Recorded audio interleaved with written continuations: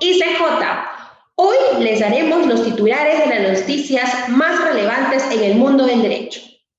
El 12 de marzo entró en vigencia el Decreto de Urgencia número 032/2001, aquella que dicta las medidas extraordinarias que contribuyan a la reactivación económica en el sector agrario y de riego, mediante el gasto público en inversiones y actividades, en el marco de la emergencia sanitaria nacional y el estado de emergencia nacional por la COVID-19 que está atravesando nuestro país.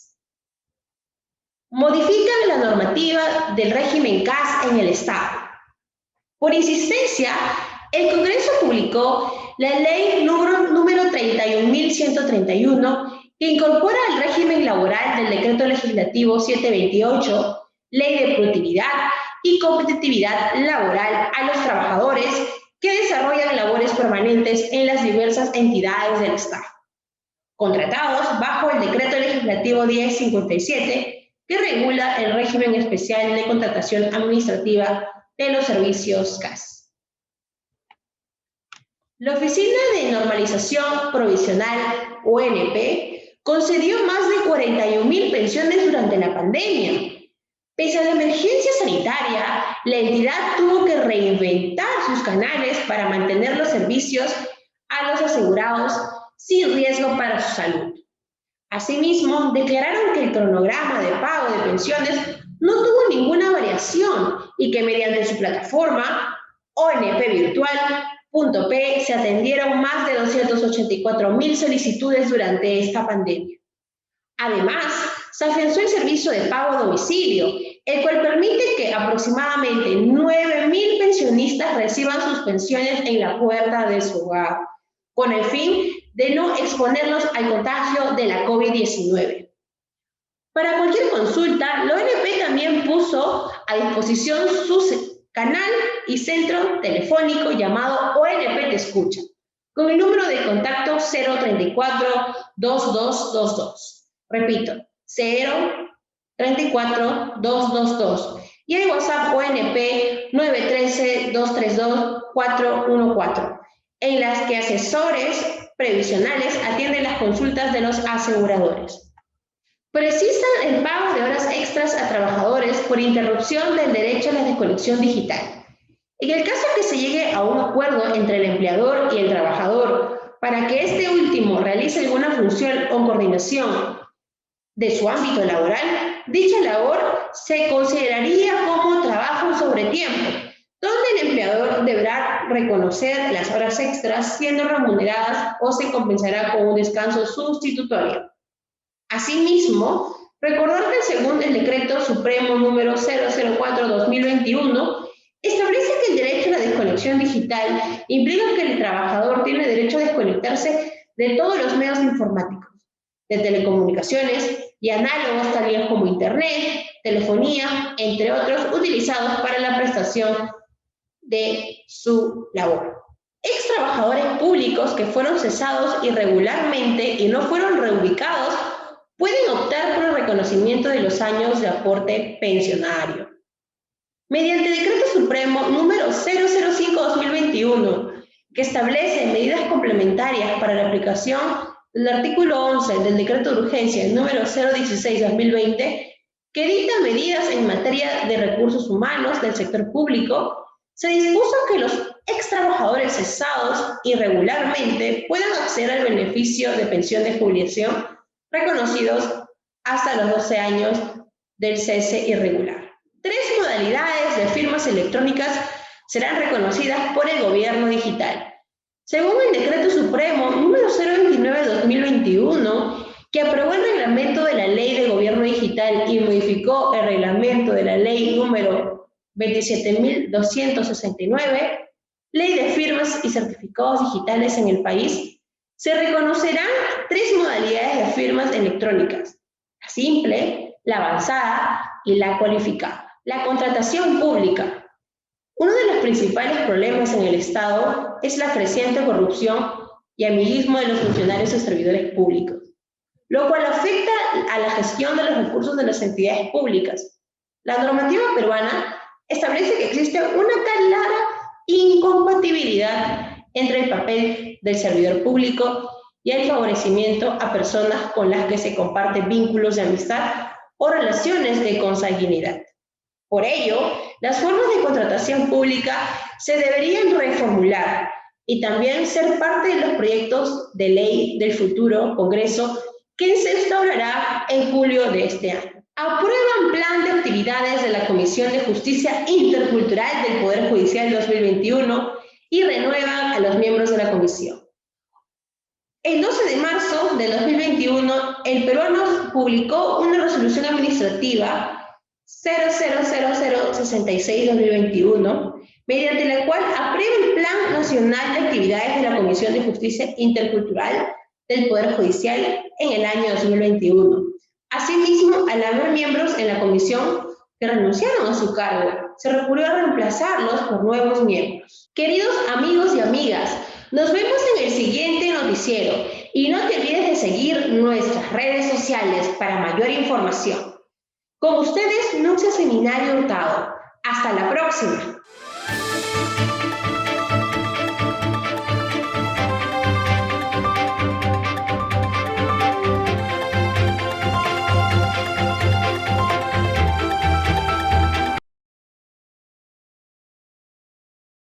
Buenas noches, estimados y estimadas participantes. Les saluda la abogada Nuxia Seminario Hurtado, abogada coordinadora académica del Instituto de Capacitación Jurídica. El día de hoy nos acompaña el doctor César Ipenza Peralta, quien disertará el tema titulado Conferencia Magistral Sistema Nacional de Gestión Ambiental. Por parte de nuestra institución, agradecer al doctor César Ipenza por su disposición y por el tiempo que nos ha brindado para poder dictar esta conferencia magistral que se da en el marco del Diplomado de Derecho Minero y Ambiental que organiza nuestra prestigiosa institución. El doctor César Ipenza Peralta es abogado especializado en materia ambiental. Cuenta con un máster en espacios protegidos por la Universidad Autónoma y Complutense de Madrid, en España, y una maestría en gestión pública y especializaciones en derecho ambiental y política ambiental, biología de la conservación, entre otros. Asimismo, el doctor César Ipenza ha sido asesor del primer ministro del Ambiente en el Perú en el año 2009 al 2011 y 2016 al 2018. Miembro del Consejo Directivo del Organismo de Evaluación y Fiscalización Ambiental en los años 2011 y 2013. Ha sido miembro del Consejo Consultivo de la Comisión de Pueblos Andinos Amazónicos Afroperuanos, Ambiente y Ecología del Congreso de la República en los años 2013-2014. Asimismo, el doctor César Ipenza es miembro del Consejo Directivo del CERNAMP. Actualmente es profesor en las universidades ESAN y San Martín de Porres. Asimismo, señalar que el doctor César Ipenza Peralta ha dictado con nosotros diferentes diplomados y ha estado parte de nuestros congresos siendo docente, siendo plana de ICJ. Muchísimas gracias al doctor César Ipenza Peralta por su disposición y, doctor, le damos un tiempo para que pueda comenzar su conferencia magistral. Muchísimas gracias, Nuxia, y también muchísimas gracias a ICJ por esta oportunidad de llegar a ustedes para hablar sobre el Sistema Nacional de Gestión Ambiental. Y permítanme ustedes hacer un poco de historia, porque cuando estamos hablando de sistema de gestión ambiental, debemos entender que hay un proceso sistémico, ordenado, que define roles, competencias, ¿no? Y cuando estamos hablando de este sistema de gestión ambiental propio, debemos decir que es reciente y que las implicancias, el proceso de hacerlo eficiente no es tan antiguo, ¿no? Y yo de alguna manera quería mostrar algunas láminas previas, ¿no? Para poder abordar mi tema. Y creo yo que a los inicios de la historia de nuestro país hemos tenido un proceso aislado de distintas normas ambientales, ¿no? Para mí, desde mi análisis, la primera norma ambiental peruana vinculada a la materia ambiental per se está vinculada, por ejemplo, a la vicuña, y esta norma es del año 1825, si quisiéramos contextualizarla con nuestro bicentenario, ¿no? Entonces, se evidencia un proceso aislado, enfocado en proteger determinadas especies, ¿no? Y que también todavía no había una preocupación integral por la materia ambiental. Y esta norma es dada por Simón Bolívar, ¿no? Y esta ley, por ejemplo, de alguna manera señales o elementos de lo que hoy en día tenemos en materia ambiental, hoy en día reconocemos en los diversos instrumentos y sobre todo en los principios. Y los abogados en materia ambiental o en los abogados en general sabemos que los principios son fuente de derecho. En este caso, en esta ley de 1825, plantean la prohibición de cazar la vicuña, pero nos señalan un elemento, ¿no? Dicen que aquellos que quieran aprovechar la fibra de vicuña deben hacerlo trasquilándolas en ciertos meses, bajo ciertas condiciones. Y eso nos evidencia que estamos hablando básicamente del principio de sostenibilidad que está presente en la historia de la humanidad, ¿no? Y en ese contexto también debo incidir que cuando uno habla en materia ambiental, y ustedes perfectamente lo saben, ¿no? No estamos hablando de proteger plantas o animales o de manera aislada los elementos de la naturaleza, sino básicamente esta casa común, ¿no? Entonces, todos los intentos de conservar el medio ambiente no es sino el intento de conservar la humanidad. Y cuando conservamos el medio ambiente no estamos hablando de conservar una partecita, ¿no? Porque en materia ambiental las implicancias o los efectos del daño en el ambiente terminamos asumiéndolos toda la sociedad y toda la colectividad. Entonces, nuestra constitución política, que es la principal norma ambiental, ¿no? que reconoce este derecho, es por primera vez el año 1979. En la Constitución de 79 se reconoce ese derecho, pero posteriormente en la Constitución del Perú transita la relevancia del derecho a gozar de un ambiente sano y equilibrado, y es así que en el título primero de la persona y de la sociedad nos habla de los derechos fundamentales, ¿no? Y por ejemplo, dentro de estos derechos humanos fundamentales, nos habla de la necesidad o de como derecho fundamental, el gozar de un ambiente sano, adecuado al desarrollo de la vida. Y es así que para poder cumplir con ese mandato constitucional de gozar de un ambiente sano y equilibrado, se tienen que dar distintas condiciones, se tienen que dar distintos procesos. Y no podemos tener esfuerzos aislados como en el pasado, sino requieren un proceso integral, sistémico, y también que empiece a ordenar cómo funciona el Estado, donde hay un ente nacional, un ente rector que define las competencias, los lineamientos, un ente subnacional, regional o local que implementa y aplica ello, ¿no? Entonces, además plantea ciertas condiciones. Por ejemplo, bajo la lógica de ejercicio de este derecho a gozar de un ambiente sano y equilibrado, y la materia ambiental, como bien saben ustedes, es una materia altamente técnica, ¿no? Y yo, para poder disfrutar de ese derecho a gozar de un ambiente sano y equilibrado, requiero, por ejemplo, conocer cómo está el ambiente, conocer cómo se encuentra nuestro ambiente, y para eso yo requiero información. Y si yo requiero información, para poder tomar decisiones, ¿no? Y si parto de esa lógica de la necesidad de la información para poder ejercer mi derecho a participar. Y entonces ese derecho también está vinculado, el derecho de la información, a la participación. Y producto de ese ejercicio de la participación, yo podré exigir a una autoridad administrativa, al organismo de evaluación y fiscalización ambiental y a los distintos organismos con competencia ambiental a garantizar que se cumpla ese derecho a gozar de un ambiente sano y equilibrado. Y cuando se genere un daño en el ambiente, también tengo la posibilidad de recurrir al sistema de justicia, y todos esos elementos son justicia ambiental. Y básicamente, cuando estoy hablando de esos tres grandes pilares para poder cumplir con ese mandato constitucional, por ejemplo, está vinculado al Acuerdo de Escazú, que en el último tiempo se ha venido discutiendo muchísimo, y lamentablemente mucha de la gente que afirma cosas ni siquiera ha tomado el tiempo de leer las implicancias de este instrumento fundamental y que tiene elementos para el ejercicio válido y legítimo de nuestros derechos. También en ese mandato constitucional hay un doble contenido. Por un lado, un derecho, el derecho de todos nosotros a disfrutar en ese ambiente armónico donde podamos desarrollarnos, pero por otro lado, un deber ineludible del Estado en todos sus niveles, y para eso también requerimos un sistema, ¿no? Cuando hablamos del Estado en todos sus sistemas, a través de todos sus poderes públicos, de mantener ese ambiente en las condiciones óptimas, ¿no? Entonces no podemos tener en un Estado organismos que dupliquen las competencias o repitan las acciones que debe hacer uno de otro, ¿no? Entonces también bajo esa lógica los sistemas nos ayudan a ordenarlos.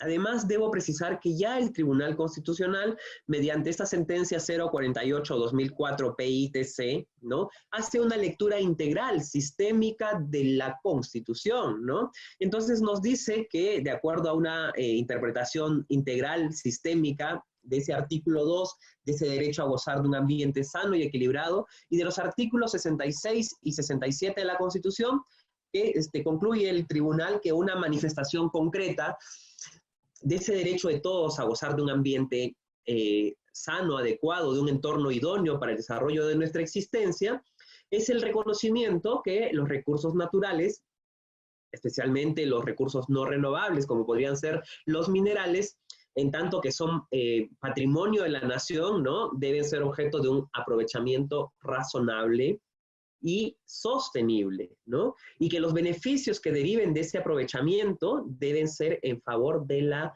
colectividad en general. Y corresponde al Estado, ¿no?, en sus distintos niveles de gobierno y poderes, ¿no?, el promover políticas adecuadas para tal efecto, ¿no? Entonces veremos si verdaderamente ese mandato, esa traducción, esta interpretación de la Constitución se viene cumpliendo y si verdaderamente los beneficios de las actividades productivas o extractivas, como la actividad minera, definitivamente terminan en beneficio de la colectividad en general, o si el Estado requiere mejorar o perfeccionar esas políticas para que ello suceda, ¿no? Además de eso, en esa lógica sistémica y bajo ese mandato constitucional, el artículo 66 de la Constitución, que es del año 93, ordena que el Estado peruano tenga una política nacional del ambiente. Miren, eso también llegó tarde y recién en el año 2009 tuvimos la Política Nacional del Ambiente, que constituye lineamientos, objetivos, metas, estrategias, programas de carácter público y que tienen como propósito definir, orientar el accionar de todas las entidades del Estado, ya sea el gobierno nacional, regional o local, pero también del sector privado y la sociedad civil en materia ambiental. Es decir, no es la política del Ministerio del Ambiente, sino del Estado peruano en materia ambiental, ¿no? Entonces, tiene como objetivo, por ejemplo, mejorar las condiciones, la calidad de vida de las personas, garantizando la existencia de estos ecosistemas viables y funcionales en el largo plazo, ¿no? Porque a veces cuando uno habla del tema ambiental piensan que es un tema decorativo para proteger ciertas especies y lo lógico y lo concreto es que cuando hablamos de políticas, de normas y de instrumentos en materia ambiental estamos hablando de mejorar o de garantizar que los ecosistemas funcionen bien porque en esos ecosistemas vive gente o de esos ecosistemas depende mucha de la gente. Y el afectar a esos bienes, agua, suelo, aire, termina afectando a la colectividad, ¿no? Y algo que también señala esta política es el desarrollo sostenible del país mediante la protección, la recuperación del ambiente y de sus componentes. Y además la conservación y el aprovechamiento sostenible de los recursos naturales de manera responsable y congruente con el respeto de los derechos fundamentales de la persona.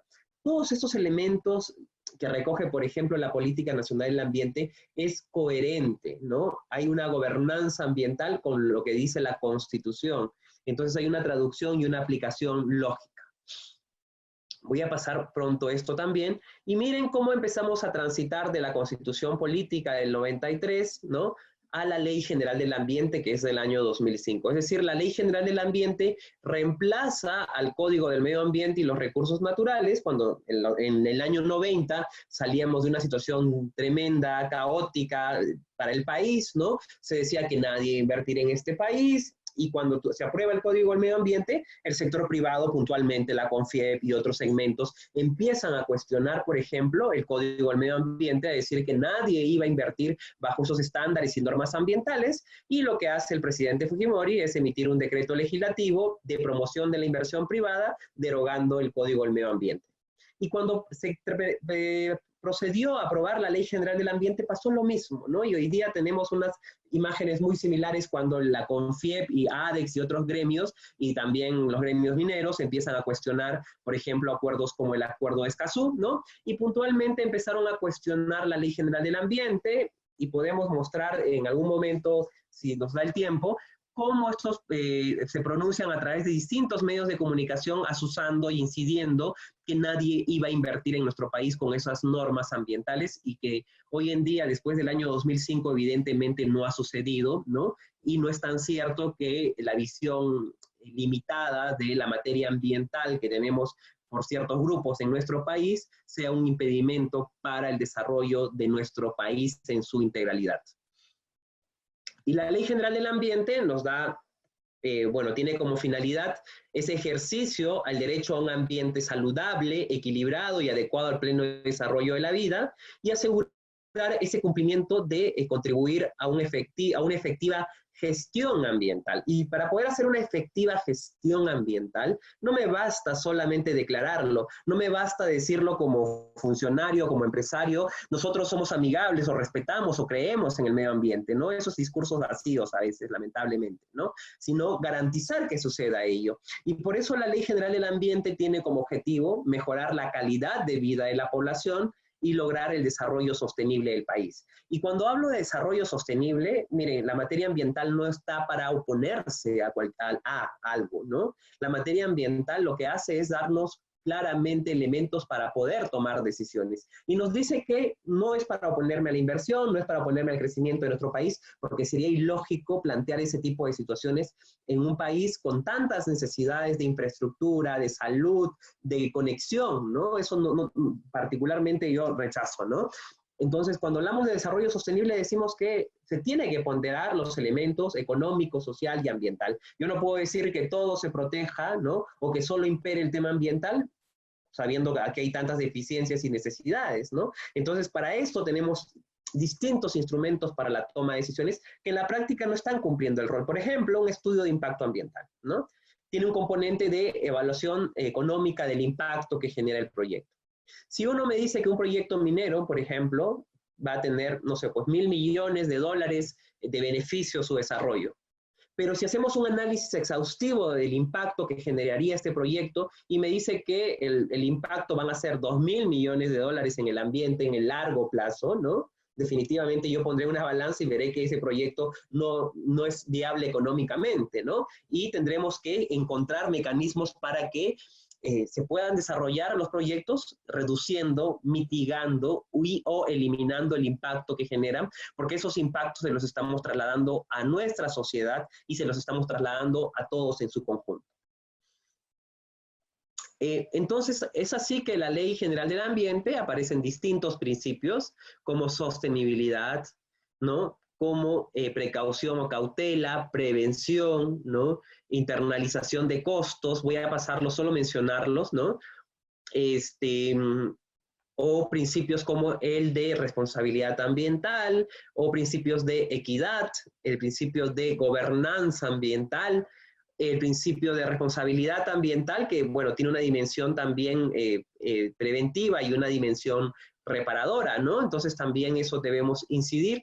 Y es así que también en ese corto proceso, porque debemos incidir también que toda esa presión de limitar o desarrollar instrumentos ambientales le han hecho un daño tremendo a la institucionalidad de nuestro país. El Perú ha sido uno de los últimos países en América Latina en contar con un Ministerio del Ambiente, Perú y Chile, ¿no? El último creo que fue Panamá y actualmente, me parece, si mal no recuerdo, se viene discutiendo la creación de un ministerio autónomo que estaba antes dentro del Ministerio de Vivienda, en la República de Uruguay, me parece, ¿no?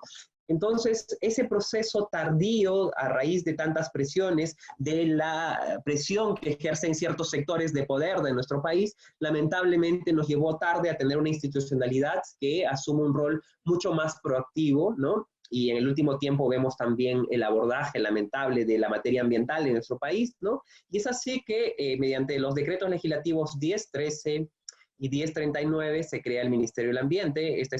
Son decretos que se dan en el marco de la delegación de facultades para la implementación del Acuerdo de Promoción Comercial entre el Perú y los Estados Unidos también, ¿no? Es curioso también ver que aquella gente que cuestionaba cómo se aprueba o cómo se crea un ministerio a través de un decreto legislativo hoy haya asumido un rol en algunos de los sectores o en algunos de los organismos del sector ambiente.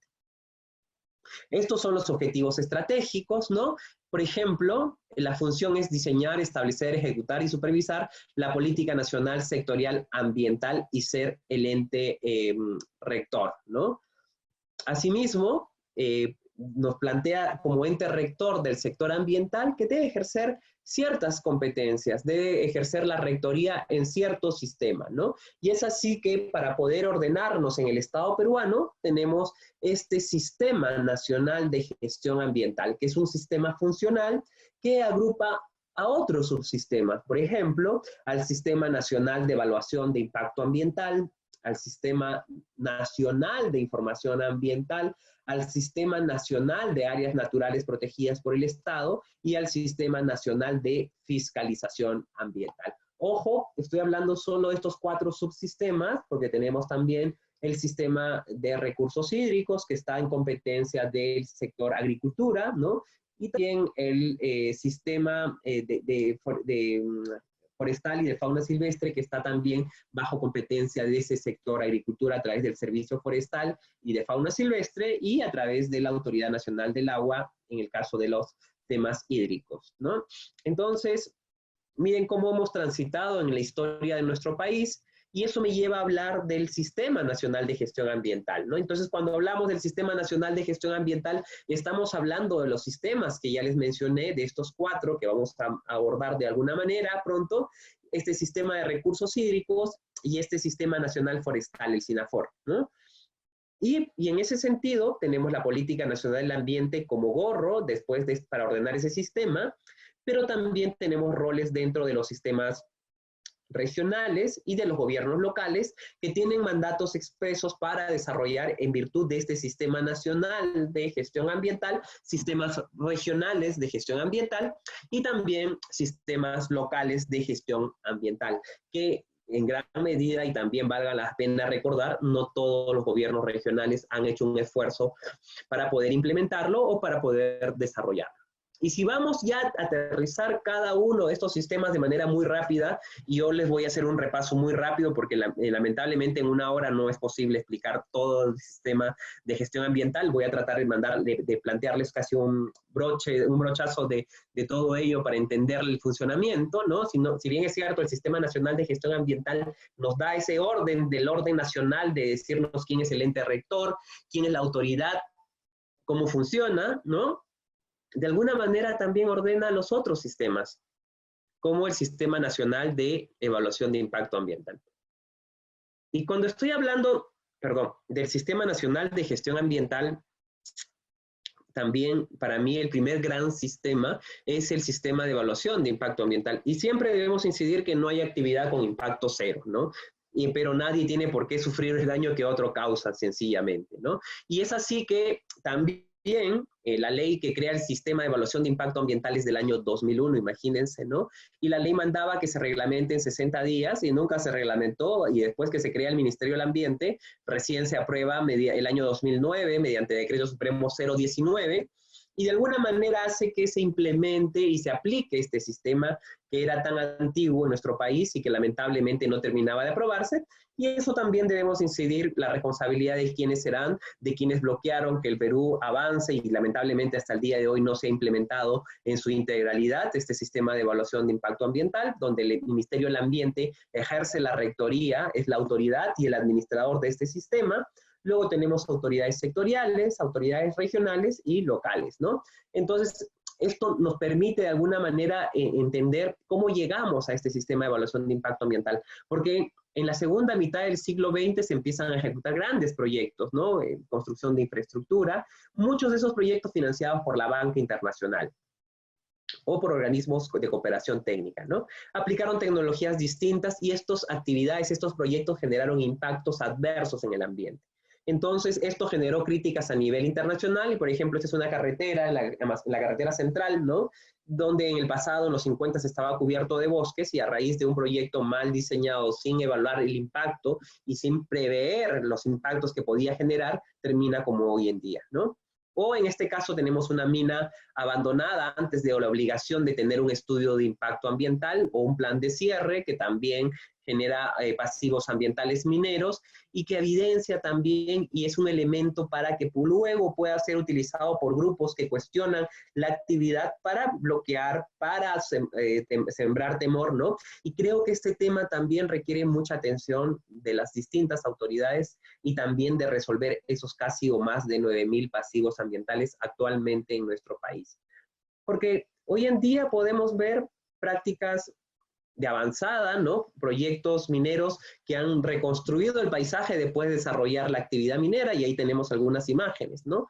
Que nos permiten ver que las actividades mineras no tienen por qué terminar como las terminadas son en el pasado, pero eso demanda mecanismos de comunicación y de evidencia, ¿no? Porque la gente a veces se ha vuelto poco creída, ¿no? De los temas o cuando uno afirma. Entonces, voy a pasar rápidamente lo del CIA, discúlpenme, pero de alguna manera este sistema nos dice que es de carácter preventivo, ¿no? Y además hay distintas categorías, no todos los proyectos tienen que tener el mismo nivel de desarrollo para poder evitar el impacto, ¿no? Y en ese sentido tenemos tres tipos de categoría de los proyectos: la declaración de impacto ambiental o categoría para proyectos no significativos, la categoría 2 para impactos moderados, ¿no?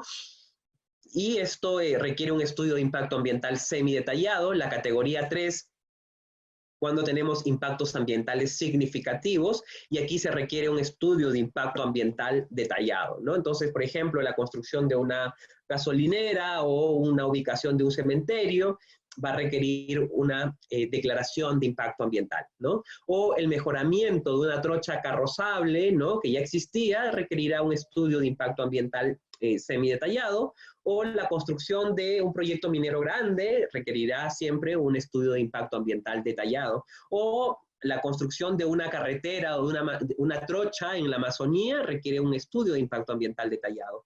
Curiosamente, en el último tiempo he estado viendo que algunas autoridades, no sé bajo qué criterio, por ejemplo, han autorizado la construcción de una carretera regional vía una declaración de impacto ambiental, ¿no? Eso es para mí cuestionable, discutible, y estas autoridades sabían las implicancias de eso, y eso también genera responsabilidad no solamente administrativa, sino también responsabilidad penal, ¿no? Recordemos que en una lógica integral, el Código Penal aborda, por ejemplo, la responsabilidad de estos funcionarios públicos por otorgamiento ilegal de derechos, por aprobar un estudio ambiental, por ejemplo, que no correspondía y no tener unas exigencias que debieran tenerse, ¿no? Y en virtud de eso se generó un daño en el ambiente o se cometió un delito ambiental. Entonces, distintas autoridades competentes para aprobar estos estudios de impacto ambiental, ¿no? Por ejemplo, cuando yo quiero solicitar la aprobación de un estudio de impacto ambiental, debo solicitar la certificación ambiental, y también nuestra ley del CIA nos da los elementos que debe tener ese estudio de impacto ambiental, ¿no? Y para esto también hoy en día tenemos una nueva institución que es el Servicio Nacional de Certificación Ambiental para las inversiones sostenibles, que de acuerdo a sus competencias debe aprobar estudios de impacto ambiental detallados, ¿no? Y también tiene que implementar la ventanilla única de certificación ambiental, ¿no? Y las áreas competentes para aprobar esos estudios de impacto ambiental hoy en día tenemos minería, energía, hidrocarburos, transporte, agricultura y residuos sólidos bajo competencia del SENACE, ¿no? Y todas las demás actividades están aún bajo competencia de los ministerios promotores de sus actividades respectivas, ¿no? Y luego, el siguiente es el sistema de fiscalización ambiental, y cuando hablamos de este sistema de fiscalización ambiental, para mí particularmente, casi empieza a existir este CINEFA también nuevamente cuando para mí el CIA como sistema empieza a existir el año 2009, ¿no? Con la creación del Ministerio del Ambiente el 2008, pero también el sistema de fiscalización ambiental también empieza a operar el año 2009. Yo recuerdo aún cuando el 1013, el decreto legislativo, crea el sistema de fiscalización ambiental, pero cuando debería empezar a operar el año 2009, el MEF le asignó 0 soles de presupuesto, ¿no? Y recuerdo aún que el doctor Antonio Brac del Ministerio del Ambiente, como titular del Ministerio del Ambiente, cedió 5 millones del presupuesto del MINAM para el OEFA, para que empiece a funcionar, alquile una oficina y eche a andar lo que le corresponda, ¿no? Para ver también cuánta relevancia tiene a veces el ejercicio, ¿no?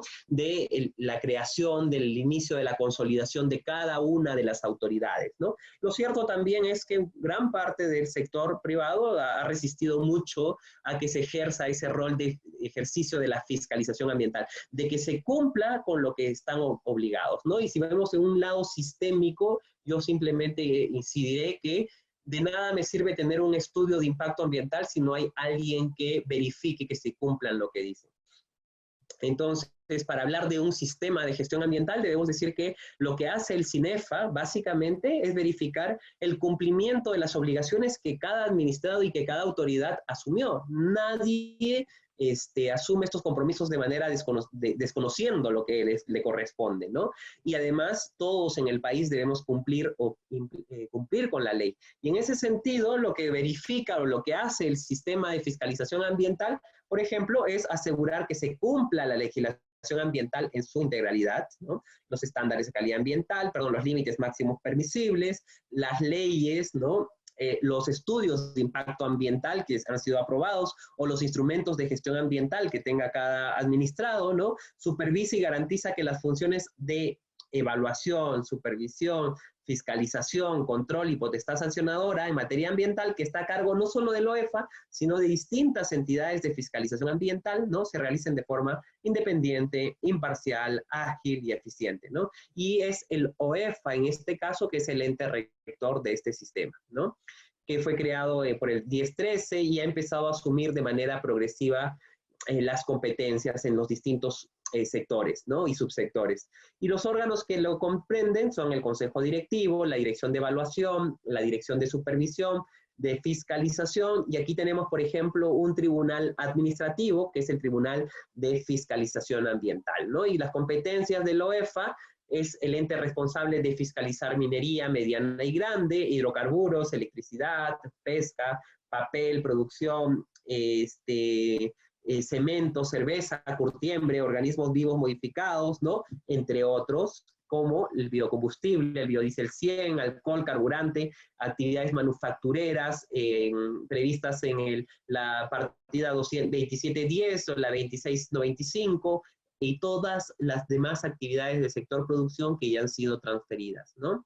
Entonces, la facultad de realizar esa fiscalización es la facultad de investigar el incumplimiento de los estudios de impacto ambiental, por ejemplo, o un PAMA si estuviese vigente, ¿no? O un instrumento correctivo, las normas ambientales, las disposiciones, ¿no? Emitidas por las autoridades fiscalizadoras, además de determinar la comisión de infracciones administrativas sancionables y la facultad complementaria a la función sancionadora, ¿no? Estos son los roles del OEFA, la evaluación, la supervisión directa, ¿no? A los administrados, a las empresas bajo su competencia, pero también la supervisión a entidades públicas, ¿no? Porque también el OEFA como ente rector de este sistema, ¿no? Tiene que verificar que las otras entidades de fiscalización ambiental cumplan con lo que le toca. Y luego tiene un rol de una función de fiscalización y sanción y normativa, ¿no? Entonces, y si vamos a hablar de entidades de fiscalización ambiental, son a todas aquellas que tienen facultades para desarrollar funciones de fiscalización ambiental y las ejercen de manera independiente al OEFA, ¿no? Entonces tenemos también entidades de fiscalización ambiental nacional, regional y local. Aquí tenemos una larga lista de esas entidades que realizan acciones de fiscalización ambiental, ¿no? Y para ello el OEFA tiene que acompañarlas a cumplir ese rol como ente rector.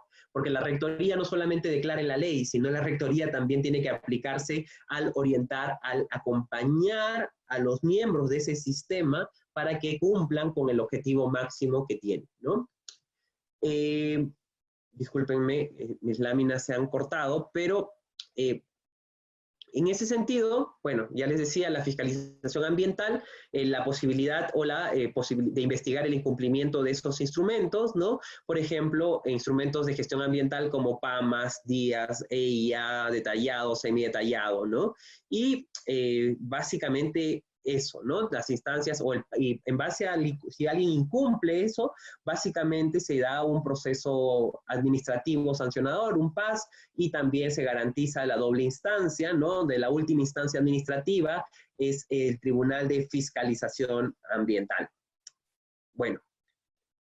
Luego, después de ello, tenemos el sistema de información ambiental, ¿no? Y yo partiría de la premisa que este sistema es fundamental, pero aún no está implementado, lamentablemente.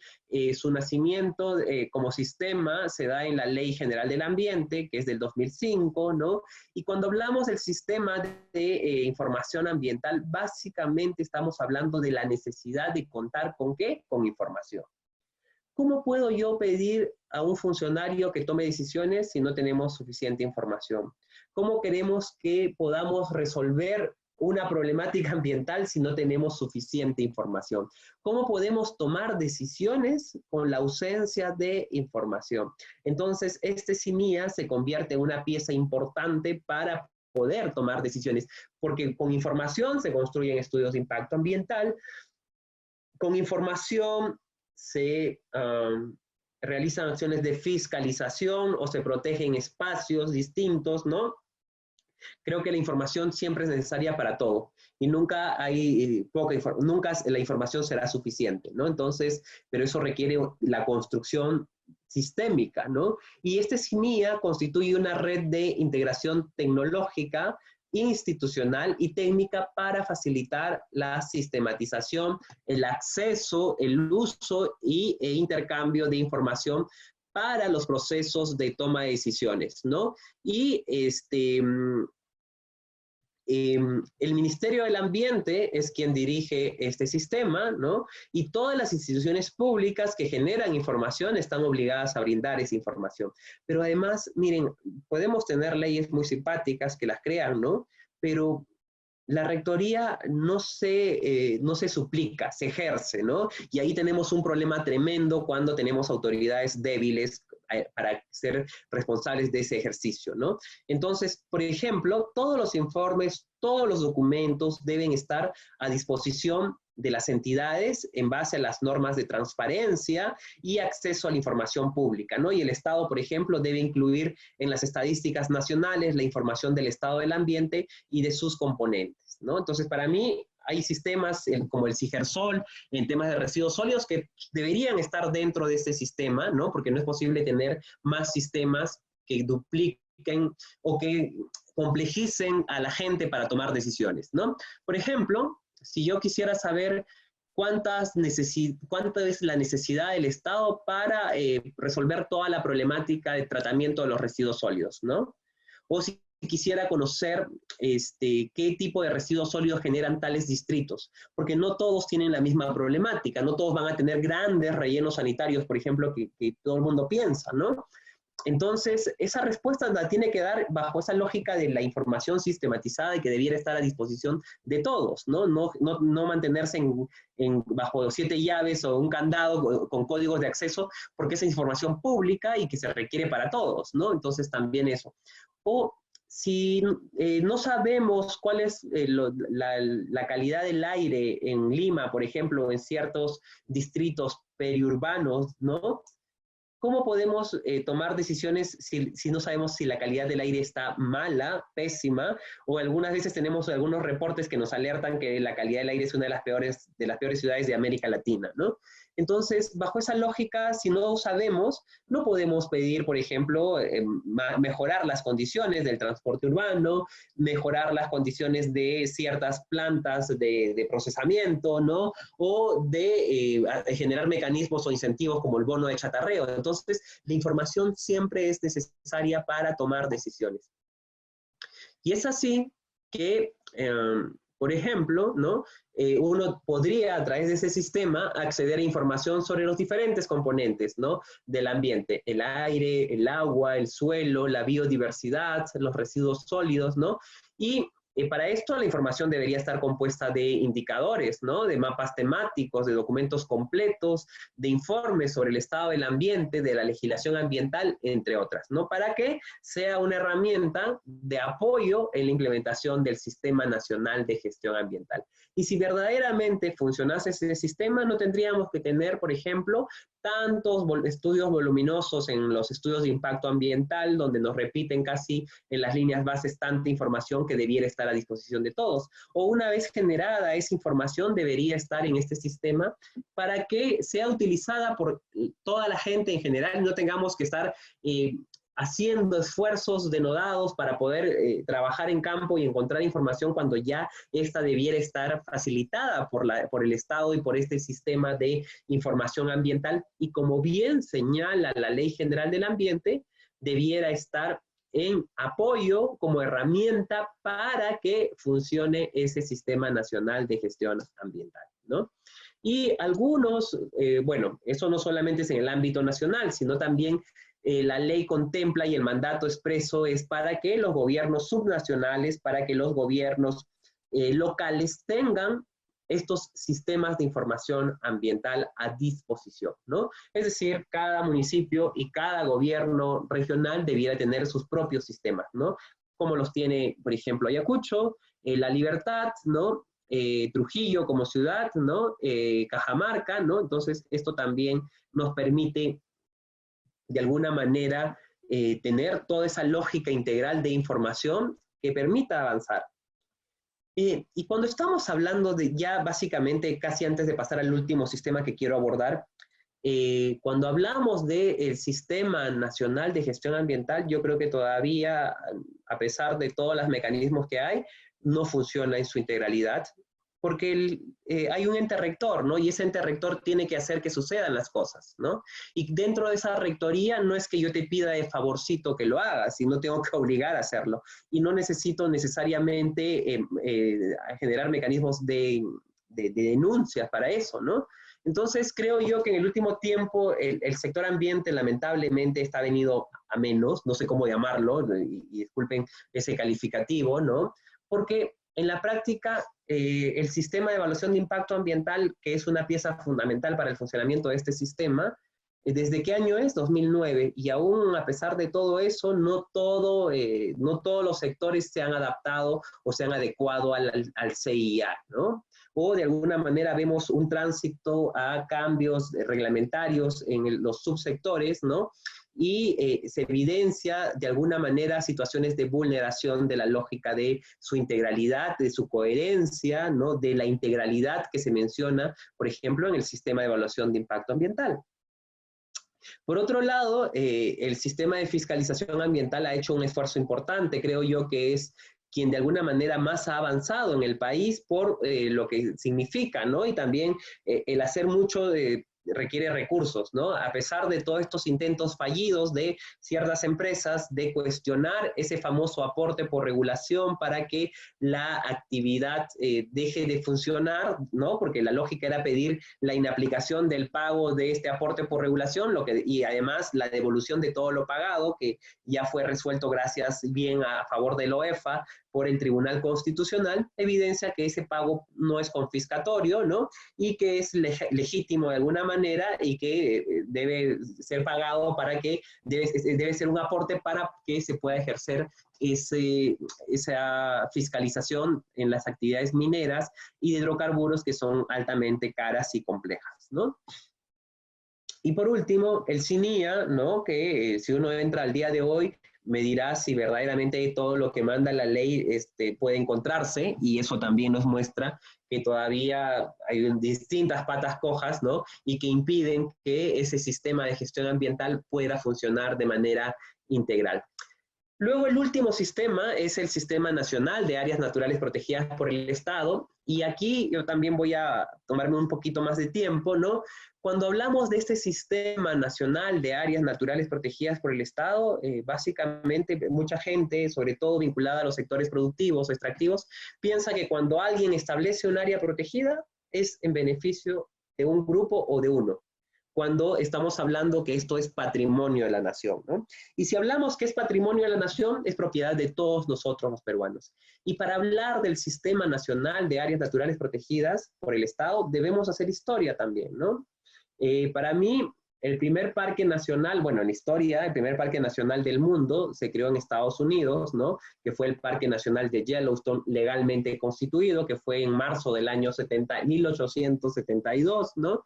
Y es así que cuando se crea este parque, ¿no? Que tuvo una visión bastante peculiar de los padres de la patria norteamericanos, ¿no? Hace que esa lógica de un estado de puertas abiertas a la inversión, ¿no? Tiene una lógica también distinta, social, ¿no? Porque esas tierras debieran ser de libre acceso para la población, de libre acceso a un estado como los Estados Unidos, lo curioso, ¿no? Y es así que se contagia esta lógica de crear estos espacios protegidos en el mundo, ¿no? Y el segundo es el Parque Nacional del Kruger en Sudáfrica, y así sucesivamente contagia esto a nivel mundial. Y hace más o menos 60 años llega al Perú esta corriente, ¿no? Y se establece el primer parque nacional, el de Cutervo, y así sucesivamente fuimos transitando a distintas áreas protegidas.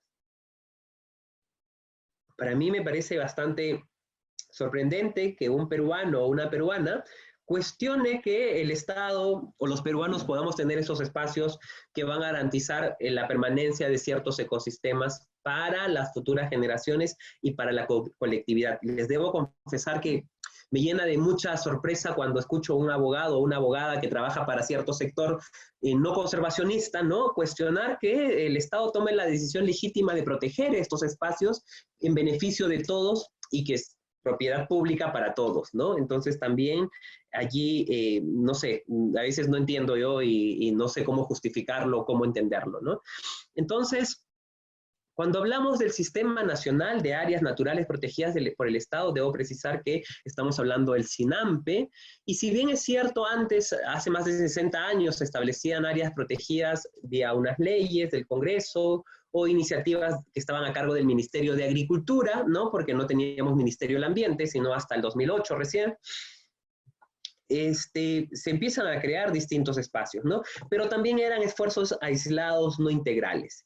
Y es a raíz recién de la aprobación del Convenio sobre la Diversidad Biológica del año 92 en la conferencia o en la Cumbre de la Tierra en Río de Janeiro, que se aprueba este texto del Convenio sobre la Diversidad Biológica, y en el artículo 8 del Convenio sobre la Diversidad Biológica precisa claramente que cada parte contratante dice que cada país debe establecer un sistema de áreas protegidas, ¿no? Y bajo esa lógica, el año 97, el gobierno del Perú aprobó su ley de áreas naturales protegidas, 5 años después, ¿no? Y se creó, bajo esta ley de áreas naturales protegidas del 97, ¿no? La ley de áreas protegidas, y crea el Sistema Nacional de Áreas Naturales Protegidas. Y básicamente cuando uno pregunta qué son áreas protegidas, mucha gente piensa que es propiedad de las ONGs, casi algunos dicen, ¿no? Como hay tendencias de extrema, de extrema dura, también hay, pues, de izquierda, también hay de derechas, ¿no? Yo escucho a veces cada argumento más curioso que otro, y sencillamente entiendo que nuestro país va como va, mal, digo, ¿no? Porque mucha gente sin conocer, sin informarse, repite cosas que no son ciertas, ¿no? Entonces, la ley de áreas protegidas precisa y señala que son espacios continentales y o marinos del territorio nacional, expresamente reconocidos y declarados como tales, que incluye categorías, zonificaciones, ¿para qué? Para conservar diversidad biológica y demás valores asociados de interés cultural, paisajístico y científico, así como la contribución que realizan estos espacios al desarrollo sostenible del país. Si algunos de ustedes pudieran hacer, bueno, si se actualizase un estudio del año 2007, ¿no? De cuál es el aporte económico que realizan las áreas protegidas a las economías del país, veríamos que la cifra es mucho más importante que cualquier otra casi, ¿no? Porque muchas de estas áreas protegidas mantienen agua, recurso hídrico importante para las poblaciones locales, para el desarrollo de distintas actividades productivas y extractivas, ¿no? Por ejemplo, la generación eléctrica, ¿no? Como el lago Chinchaycocha o el lago Junín, que provee agua para la central hidroeléctrica del Mantaro, Statkraft, Cerro el Águila, entre otras tantas, ¿no? Igual igual en el Parque Nacional Huascarán o en el Parque Nacional Yanachaga-Chemillén. Y es tan importante, o luego los temas de belleza paisajística, ¿no? Que también permiten, y es la principal fuente de atractivo en nuestro país para el turismo, están vinculadas a muchas de estas áreas naturales protegidas, como el Santuario Histórico Machu Picchu, la Reserva Nacional de Paracas, el Parque Nacional Huascarán, la Reserva Nacional del Titicaca, la Reserva Nacional Pacaya-Samiria, o la Reserva Nacional Tambopata, o el Parque Nacional El Manu, ¿no? Entonces, miren en la práctica cómo estas áreas, que para algunos pueden ser ociosas, ¿no? Permiten y mantienen el legado de todos nosotros los peruanos, ¿no? En beneficio de la colectividad. Asimismo, otras características que la ley señala es que constituyen patrimonio de la nación. Yo a ustedes no les tengo que decir que son patrimonio de la nación, lo lógico es que pertenecen a todos nosotros, ¿no? Y son de dominio público, y es el Estado quien ejerce la titularidad sobre las mismas, y no es posible su adjudicación en propiedad a particulares. Cuando se dice que hay algunas ONGs o otras organizaciones que pretenden aprovecharse, claramente la ley señala que no son posibles adjudicarse en propiedad a terceros o particulares, ¿no? Se establecen con un carácter definitivo y dentro de estas se respetan los derechos reales adquiridos con anterioridad al establecimiento de esta área natural protegida, ¿no? Entonces también eso hay que incidir. Y tenemos 3 niveles de áreas naturales protegidas. La de administración nacional, que están a cargo del CERNAMP, ¿no? Y forman parte del SINAMPE, y luego las áreas complementarias, que son las áreas de conservación regional, que siguen el mismo proceso, ¿no? Y también las áreas de conservación privada, que son propiedad privada de un titular privado, y que decide, no gana nada, porque mucha gente pregunta, ¿y qué gana ese privado? Nada, ¿no? En base a su convencimiento, ceder parte de su propiedad a conservar patrimonio natural, ¿no? ¿En beneficio de quién? De toda la colectividad en su integralidad. Entonces, bajo esa lógica también, no es que estas áreas sean ociosas tampoco, ¿no? Tenemos, dependiendo del grupo de áreas naturales protegidas, tenemos 2 grupos, ¿no? Las áreas protegidas de uso indirecto, donde no se permite el aprovechamiento de recursos, ¿no? Ni la transformación, y en esos casos estamos hablando de parques nacionales, o como el Manu, o santuarios nacionales como el Megantoni, o santuarios históricos como el de Machu Picchu. Pero hay otro grupo que permite el aprovechamiento de los recursos naturales, ¿no? Y estos aprovechamientos se definen en un instrumento de planificación, que es el Plan Maestro, y dentro de estas tenemos las áreas protegidas de uso directo. Y, por ejemplo, la Reserva Nacional de Paracas, donde se aprovecha la pesca artesanal, ¿no? La Reserva Nacional Pacaya-Samiria, donde las poblaciones locales, bajo ciertas condiciones y autorizaciones, realizan aprovechamiento de huevos de taricaya, de aguaje, ¿no? De paiche, ¿no? O las reservas paisajísticas como Noria Uyoscocha, que está en la Sierra de Lima y también en Junín, los refugios de vida silvestre, las reservas comunales que se establecen en beneficio y en coadministración con los pueblos indígenas circundantes, los bosques de protección y los cotos de caza. Todas esas lógicas, ese segundo grupo grande, permite el aprovechamiento de los recursos. Y es así que también en los 90, un grupo de científicos reputados de nuestro país definió cuáles eran los sitios prioritarios para la conservación de nuestro país, y en base a eso se definieron estos sitios prioritarios para la conservación, que hasta el día de hoy todavía, por ejemplo, en el lado marino está bastante pendiente, ¿no? Y no tenemos bastante o subrepresentada la protección en el mar, ¿no? Que debiera estar también de alguna manera. Lo mismo en las áreas regionales y en las áreas privadas, ¿no? Entonces, miren, siendo casi ya las 8:50, ¿no? De alguna manera he visto algunas preguntas que quisiera contestar también. Creo que de alguna manera lo que hace el Sistema Nacional de Gestión Ambiental es articular, es permitir que estos sistemas se relacionen, pero mucha gente, incluyendo en el Estado, no sabe ni siquiera cómo funcionan estos sistemas, ¿no? Y el no entender cómo funciona la lógica de la interrelación entre el CIA, el CINEFA, el CINIA, o la relevancia que tiene el CINIA para el CIA, para el CINEFA o para el SINAMPE, son cosas que definitivamente requieren reflexionar sobre el rol que tienen estos sistemas y el rol que debe ejercer la autoridad, ¿no? Cuando yo hablo de sistemas de gestión ambiental, me estoy imaginando básicamente el Sistema Nacional de Control que tenemos en el Estado, ¿no? Donde si bien es cierto, tenemos un ente rector, la Contraloría General de la República sería en el Sistema Nacional de Control. En el caso del Sistema Nacional de Gestión es el Ministerio del Ambiente.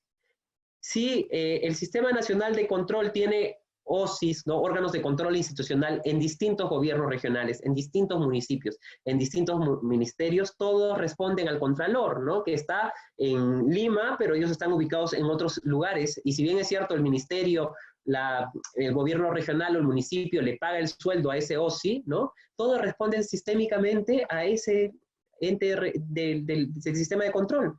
Y lo mismo debiera pasar en el Sistema Nacional de Gestión Ambiental, donde hay un ente rector y hay autoridades dentro de otros ministerios que tienen competencias en materia ambiental, en otros gobiernos regionales, en otros municipios. Y todos estos debieran responder sistémicamente, ubicados en el ministerio o en otro sector o en el gobierno regional local, pero debieran responder directamente al ente rector, que en este caso es el Ministerio del Ambiente, ¿no? Entonces, creo yo que todavía nos falta muchísimo, lamentablemente. Sin embargo, tenemos todavía un tremendo reto sobre ellos, ¿no? Entonces, Nuxia, no sé si deseas que podamos responder algunas preguntas, ¿no? Sí, doctor. Sí, por favor. Muchísimas gracias al doctor César Ipenza por su participación en esta conferencia. Vamos a pasar a la ronda de preguntas. Doctor, la primera segunda es la siguiente. Doctor, buenas noches. ¿Qué entidad supervisa, fiscaliza a las zonas de amortiguamiento a una ANP? Bueno, en principio, si bien es cierto, para las zonas de amortiguamiento, la única competencia del Servicio Nacional de Áreas Naturales Protegidas es dar opiniones vinculantes respecto a proyectos que se vayan a ejercer en la zona circundante. Pero recordemos que muchas de las zonas de amortiguamiento tienen distintas autoridades, ¿no? En algunos casos, por ejemplo, tenemos concesiones forestales maderables y no maderables. Y allí, por ejemplo, dependiendo de las competencias, podrá ser algún gobierno regional, ¿no? A través del Sistema Nacional Forestal, ¿no? O si las competencias no han sido transferidas, será el Servicio Forestal y de Fauna Silvestre, ¿no? Y en algunos casos también estamos hablando de propiedad privada, de tierras, de comunidades nativas, ¿no? Entonces, cuando hablamos de zonas que no son áreas protegidas en materia forestal, en materia de fiscalización, dependiendo de la actividad, van a haber distintas autoridades, ¿no? Por ejemplo, en materia de minería de pequeña escala, ¿no? Si estamos en zona de amortiguamiento de algún área y hay proyectos en curso, ¿no? Ahí también la autoridad responsable de fiscalizar serán los gobiernos subnacionales, ¿no? Los gobiernos regionales a través de las direcciones regionales de energía y minas, ¿no? Básicamente eso, ¿no? Bien, doctor, gracias. Seguimos con la ronda de preguntas. Si un titular está elaborando su IGA efectivo y su línea base sobrepasa algún ECA, ¿esta puede ser sancionada por el OEFA considerando que es una actividad en curso? Miren, eso es discutible. Yo particularmente, bueno, si está haciendo su línea, su correctivo, bueno, el ECA para mí no es fiscalizable, ¿no? El ECA es, lo que es fiscalizable son los LMPs, básicamente, ¿no? Bien, continuamos, doctor. Nos preguntan, estimado doctor, ¿las zonificaciones ecológicas, económicas, cómo se alinean con las entidades reguladoras? Allí sí tenemos un problema bastante complejo y serio porque la zonificación ecológica económica, la ZEE, no tienen casi ningún valor de vinculante, ¿no? Salvo que se le haya otorgado un valor distinto a través de otro mecanismo, ¿no? Entonces, normalmente nos dan referencias para el uso del territorio sobre el base de la potencialidad del territorio, ¿no? Entonces, por ejemplo, Madre de Dios, la zonificación ecológica económica contribuyó a que vía luego una ley se estableciese una zona permitida para la actividad minera y otra zona para la exclusión minera. Fuera de este ejemplo, yo no conozco otro caso que la zonificación ecológica tenga un rol mucho más vinculante, por así decirlo, ¿no? Bien, ¿usted considera que el tener una sobreregulación en materia ambiental, así como el tener varios sistemas de control, regulación y fiscalización, es adecuado teniendo en cuenta que muchas veces estas normas son mal interpretadas o entendidas de acuerdo a unas determinadas convivencias? Bueno, siempre yo, dependiendo de quién lo vea, ¿no? Yo escucho, por ejemplo, gente que no quisiera regulación cero, ¿no? Pero el Estado tiene un rol intuitivo de un bien máximo, que es el derecho a gozar de un ambiente sano y equilibrado, para mí particularmente. Y requiere siempre mecanismos para que pueda ejercer esa labor de control, ¿no? Porque tenemos, y claramente lo hemos visto, las fallas que existen en el mercado, en la política, en la simetría en la información. Siempre yo requiero la presencia del Estado para ejercer esa situación, ¿no? Definitivamente creo yo que a veces nos olvidamos los objetivos máximos, ¿no? Por ejemplo, ¿cuál es el objetivo máximo del sistema de evaluación de impacto ambiental? Para mí, la lógica es evitar el impacto en el ambiente, reducirlo o mitigarlo, ¿no? Entonces, bajo esa lógica, mi prioridad del instrumento debe ser que se cumpla ese objetivo. No irme a los formitas o a los detalles, sino que en la práctica se esté implementando medidas que permitan. Si hay mejoras tecnológicas para evitar eso, también aceptarlas y facilitar su implementación o el cambio, la modificación del instrumento, ¿no? Pero siempre de manera seria también, claro que sí, ¿no? Entonces, creo yo que siempre vamos a ver, y mucha gente habla de ¿no? Tramitología, se han inventado ciertos grupos para cuestionar que el Estado pueda ejercer ese rol, ¿no? En principio no estamos hablando de cualquier cosa. Si estamos hablando de cosas importantes y de cosas de alto impacto, definitivamente el Estado tiene que ejercer un rol allí y tiene que garantizar que esa actividad se genere en beneficio de todos nosotros. Bien, siguiendo ya con la última pregunta, doctor. En el caso de las comunidades, si su patrimonio está siendo utilizado para explotación de minerales en modo de mediana empresa y esta no tiene responsabilidad social ni ambiental, ¿a qué ente rector se debería acudir primero o directamente al Ministerio del Ambiente? Bueno, no le entendí muy bien la pregunta, pero si hay una empresa o lo que fuese incumpliendo o no tiene un instrumento ambiental, ¿no? Allí y está operando, yo demandaría eso a que se resuelva a través de el OEFA, ¿no? Para que el OEFA a través de su sistema de denuncias ambientales pueda, si es pequeña o artesanal, pueda solicitar información a la otra EFA, ¿no? De alguna manera, creo yo en esos casos que podría ser lo más conveniente o competente, ¿no? Bien, muchísimas gracias al doctor César Ipenza Peralta por su participación en esta conferencia magistral. Gracias, doctor, por su tiempo y disposición que da siempre al ICJ y damos por concluida esta conferencia. Buenas noches. A usted, muchísimas gracias. Hasta luego.